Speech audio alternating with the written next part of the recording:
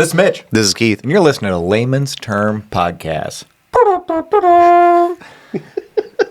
This is a podcast where we discuss the sermon series, most recent sermon at First United Methodist Church in Kearney, and as laymen, lay people, not as clergy. So Keith and I, Keith, you clergy? Nope. Me neither.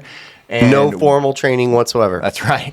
No formal training here, just a couple guys who love Jesus and like talking about the past message that we've had, kind of breaking it apart, carrying on the conversation beyond Sunday morning. So we're glad you joined us. This message, final sermon of the Scatter series, where we talk about harvest, and we are reading the scripture today from Matthew 9:35 through 38. The workers are few.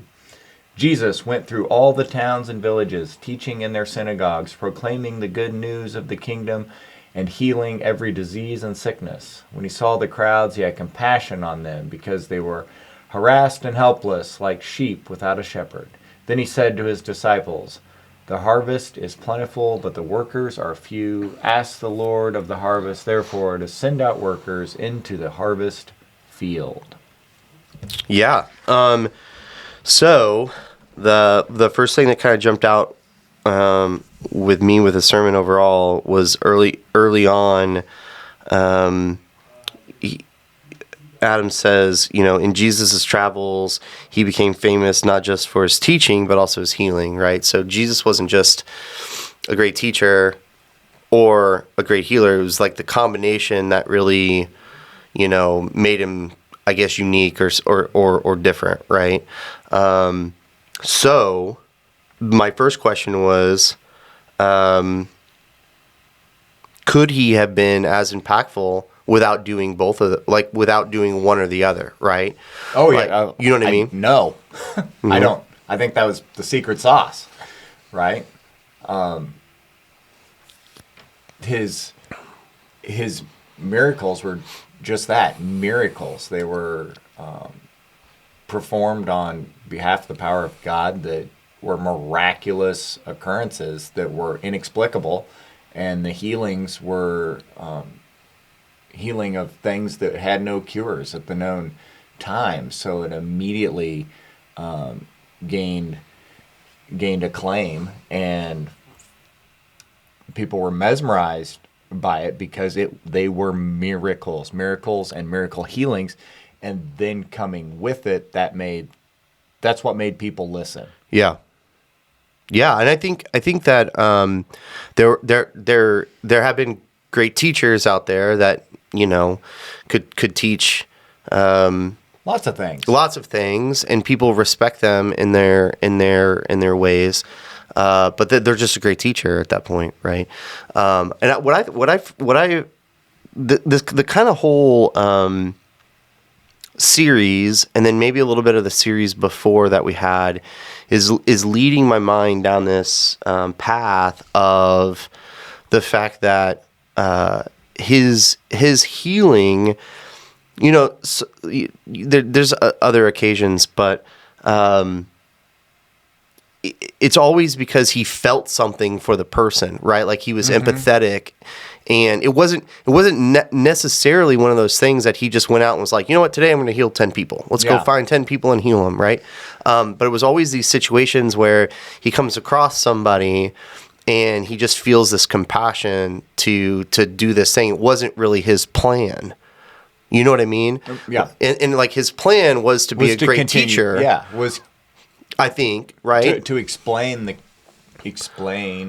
through parables what the kingdom of heaven is like. Yeah. And yeah, I could just see it, right? He's like telling the parables, and he's like, "Hold on, stop! They're lowering a guy down here. Hold on, somebody's coming out. Something's happening out of the ceiling." Yeah.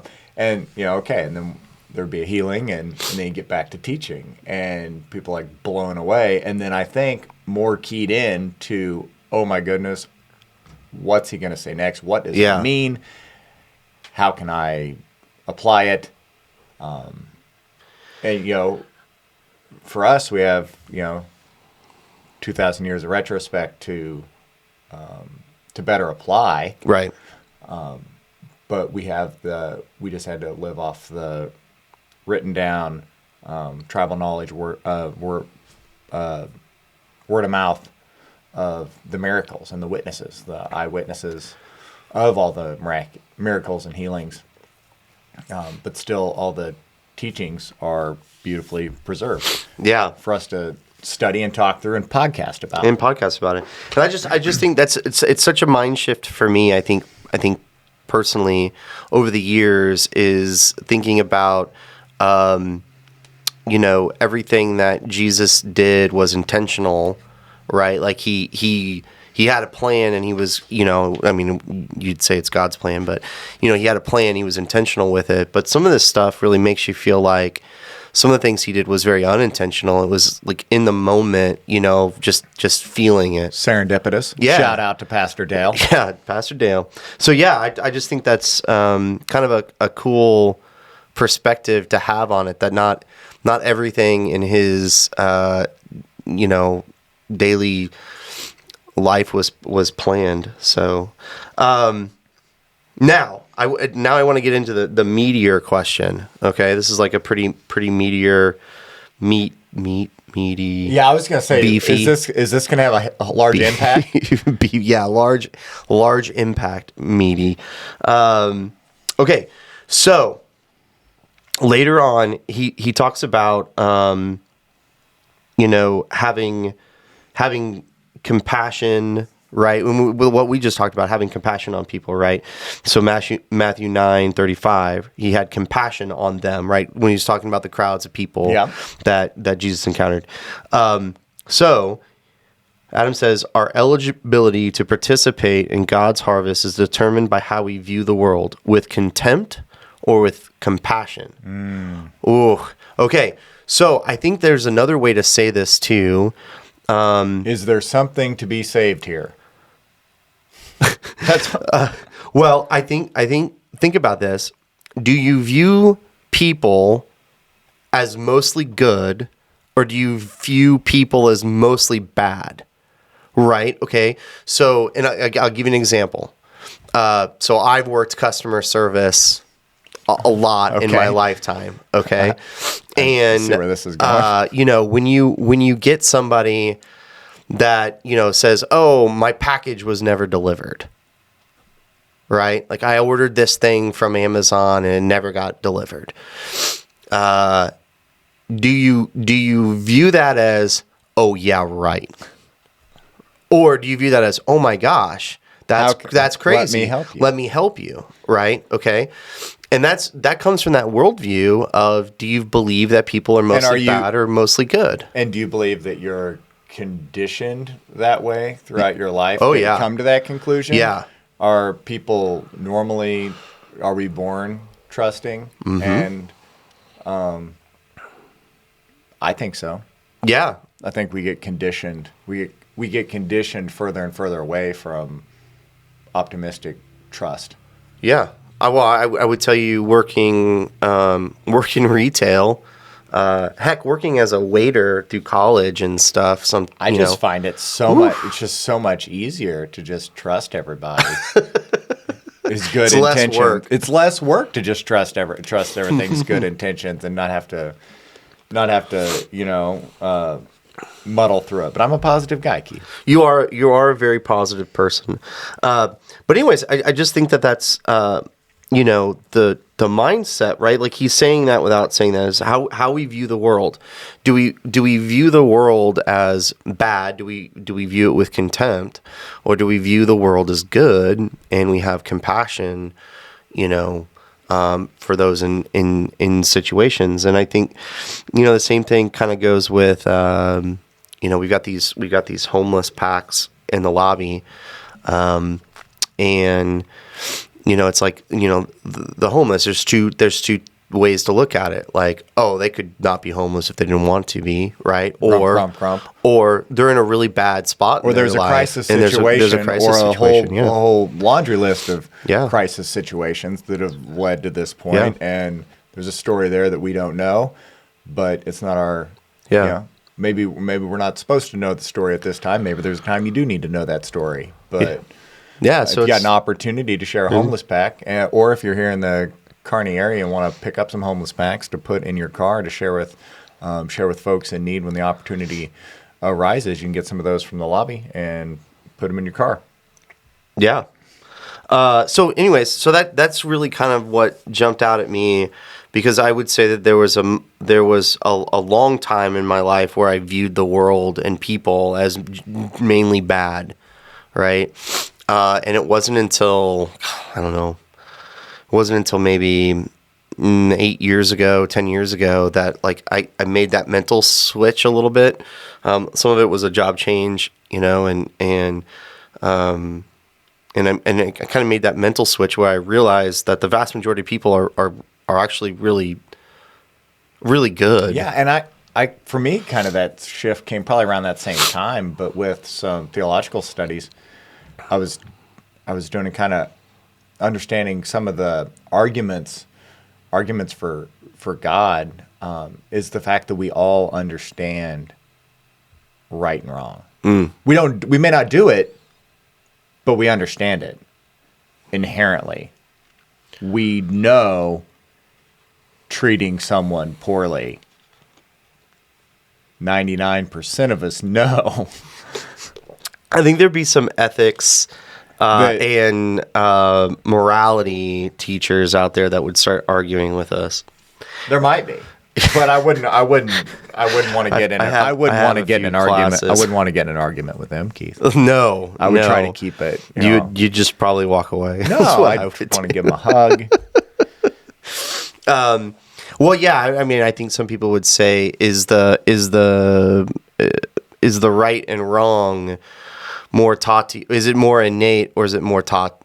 Is it innate, or is it taught from a societal level, right? And you can look at all the woes of humanity since existence. Of take slavery for example, right? I mean, there's still parts of our world today that it's completely normal. And so then think 2,000, 3,000, 4,000 years ago, even where it was more prevalent, there's probably a lot of people that didn't think it was bad, right? Like, you know what I mean? Like as a morality question, it was just normal for them, right? It was in the context of which they were living, right? But if you broke it down to role reversal. Oh, like they wouldn't want to be a slave. No, yeah, they would have recognized. Yeah, yeah. I would agree with that. Yeah. So, going through the rest of it, anything kind of jump out at you?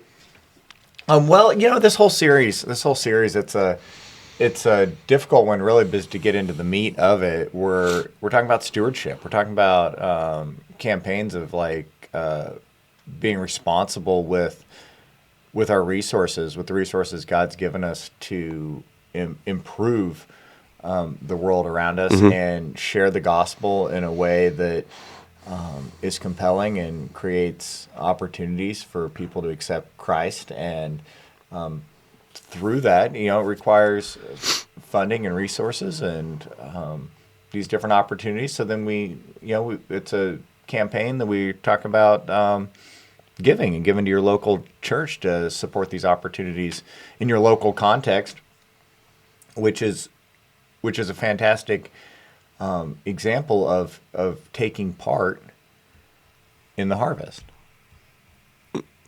Yeah. And, Adam kind of hits that up towards the end, and when he says the first qualification to work in the harvest is not that you're an expert or you have all this experience. The first qualification to work in the harvest is to be willing, right? Because Matthew 9:38 says the harvest is plenty, but the workers are few. God will send us if we're willing, right?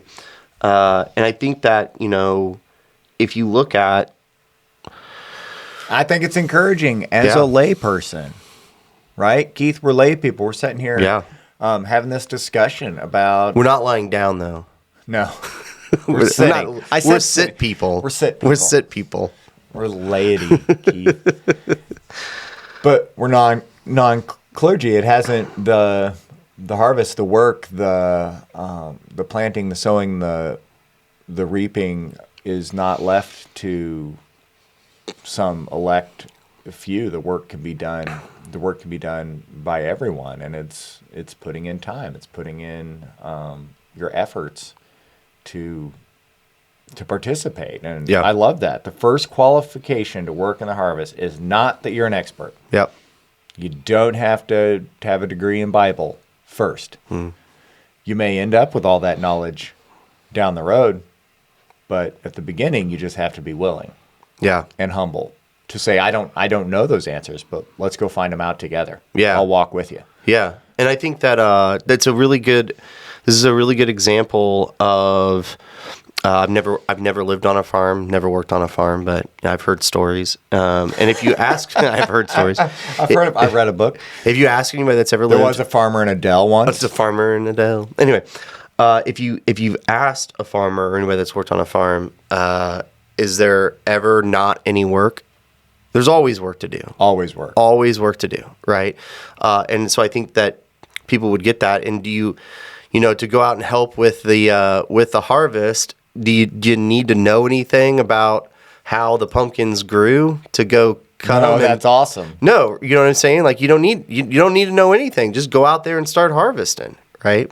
And then you learn over time the things that you need to do. So I thought that was interesting because there's a subtle point to it too that I don't think people realize.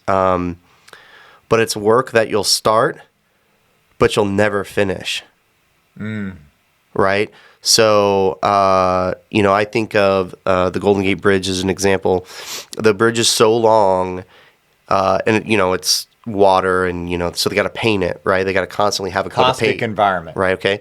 So they start from one end, and it takes them like over a year or something. It's like 2 or 3 years or something to paint the bridge from one end to the next. And by the time that they're done painting the bridge, they got to start all over. It's time to paint the beginning portion again, right? So when you get that job and they're like, hey, your job is to paint the bridge.